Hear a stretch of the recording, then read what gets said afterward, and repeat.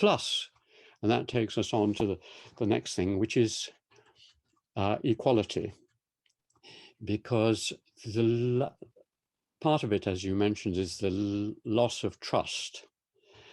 Basically, before, those who were going up for promotion in the department would trust the people, the senior members of their department, the professors, to be there with their interests at heart. So if they came out with a solution which you didn't agree with, you'd say, oh, well, I don't think they're right, but, I like them, I know them. This particular case was of a woman who said it was female discrimination, quite young. Outside the system, she was very unpopular, I think. And so she said, it's because no one likes me and I'm a woman, and so on and so on. And so it went on. But if you lose that trust, and we've talked about it before, which is that basically in a great sort of push towards equalization and combined with the communications revolution of the 60s, 70s, who trusts this judge? Who trusts this headmaster? Who trusts this professor? We don't trust anyone because of their rank or status or position or where they've got to. And it's part of, the dissatisfaction with politicians too. Okay, so they lie just as much as we do. They're rubbish. And so if you don't trust anyone, how are you going to ensure equality and fairness in your case? The only way is to kind of make it into a very complex ritual, which you go through, and by the end of it, you're either worn out or it produces a result. So it's almost a kind of algorithm that you run through a computer, and it comes out with a result. So you really don't know how it works, but you trust it because it's not personal. It's not this person who says, I am your professor and I will. So lack of trust is built into this huge desire to put equality before anything else. Now, when equality became the great catchword, because of course, the universal view before middle of the 18th century was that human beings are not born equal, that some are more higher, whether it's an extreme form in caste or whether in a mild form like the English, where you may be born of poor parents and you may be a woman and therefore not quite in your whole life as fortunate as a man or whatever. Whatever the form, you are born not exactly equal, and you certainly won't end up equal. Your chances are very different. Now, our desperate hope was not only to create perfect equality at birth, but perfect equality of outcome. So anyone who deviates from that, in other words, someone becomes very rich or very successful or whatever, you feel anger and feel a feeling that they must have got there through some crooked means or whatever. And our constant drive is to level. And it can very easily switch from, as they constantly say, we're going to level up. In other words, we're going to make anyone in any English school is going to have as good an education as they would get at Winchester or Eton. We're not going to level down. We're not going to attack Winchester and Eton because they give good schools. Recently, with the exam results, the independent schools got much better results. We're not going to stop them getting good results. We're just going to make everyone else's results as good. Now, that's absolute nonsense because the reason they got it is because a lot more money is spent on each pupil, and that's because they're parents and so on. So if you're going to attack the system, you have to do what Tawney and others say, which is to basically make everyone earn the same. And is that what you're saying? And secondly, as pointed out, if everyone ends it up exactly equal, is that what you want? as I talked about last time, do you want all your neighbors to have exactly the same model of car as you have, exactly wearing the same clothes, going to the same pubs, the children going to the same school? Is that what you want? Do you want uniformity as well as equality? Because that's the only perfect way to get equality. So the tension that one has to develop in one's life is to have more equality as a goal. In other words, there is so much unfairness and inequality of access to health and wealth and education and so on, even in our country, let alone in other countries. So we should be constantly putting pressure to make the world a fairer and more equal place. That's fine. But if you think that you are going to attain perfect equality, and if you try and bulldozer your way, the extreme cases of bulldozering your way to equality is the French Revolution and the Russian Revolution.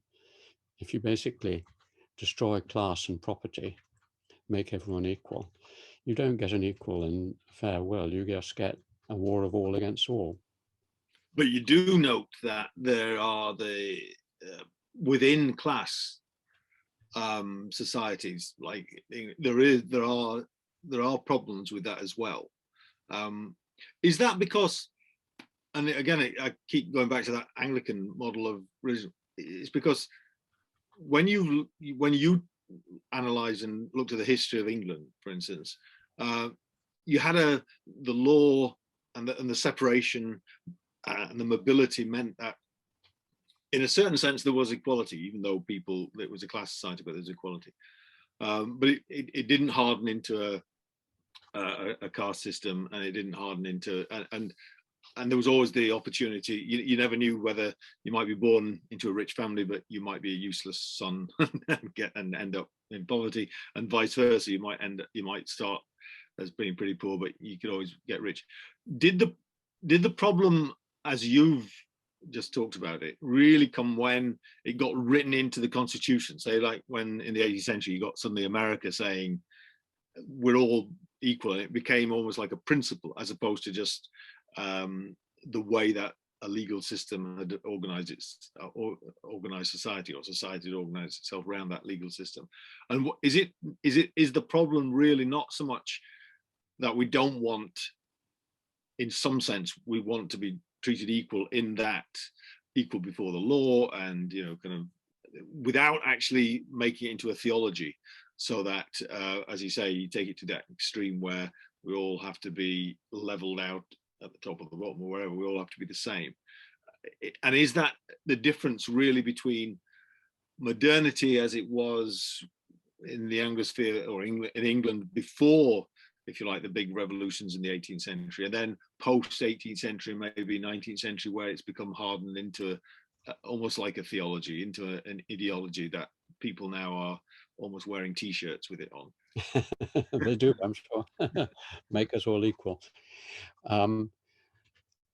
Yes, I think, I mean, the English principle generally throughout its legal and social system is very de facto. In other words, muddled, as with its religion, made up as you go along. The common law is just made up, and you don't lay down universal principles that everyone has to have this.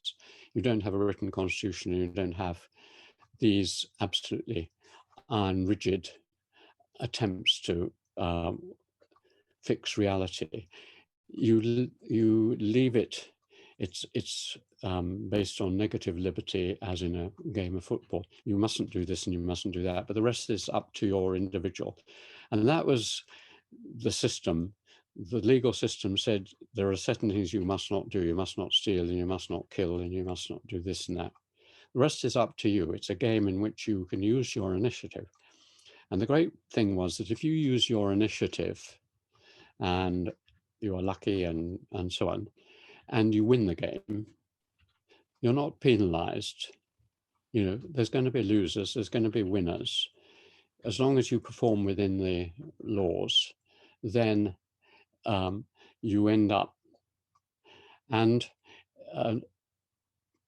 the players at the beginning don't have any huge advantages, built-in disadvantages. For example, in Scotland, you have noble families and you are the Earl of whatever's son, whatever. And in France, in England, it doesn't matter. If you're the son of the Duke of whatever and you make a failure of your life, your children will be nowhere. And if you are nobody and you're very successful, you become a member of the House of Lords and you may have even a hereditary noble family or whatever, or non-hereditary noble family. So basically, you're given the basics and then you can progress through playing the game successfully. That system, I mean, it ends up with unfairnesses and so on, but it seems better than either the very strict one or complete absence of any kind of inequality, because that was the point that Tocqueville particularly made, was that when you have the three aims of the French Revolution, fraternity, equality, and liberty, you think of them as compatible and you just maximize on all of them. But he said they are interconnected. If you have too much equality, you will have less liberty and less fraternity. If you have too much fraternity, you will have less equality and less. So there is a tension between them. So you need to push them all forward simultaneously, but not just go for one or the other. Because if you do that, as in various revolutions, you go too much for equality, forget about liberty and fraternity, or the other way around, then there'll be disaster, which is what he foresaw.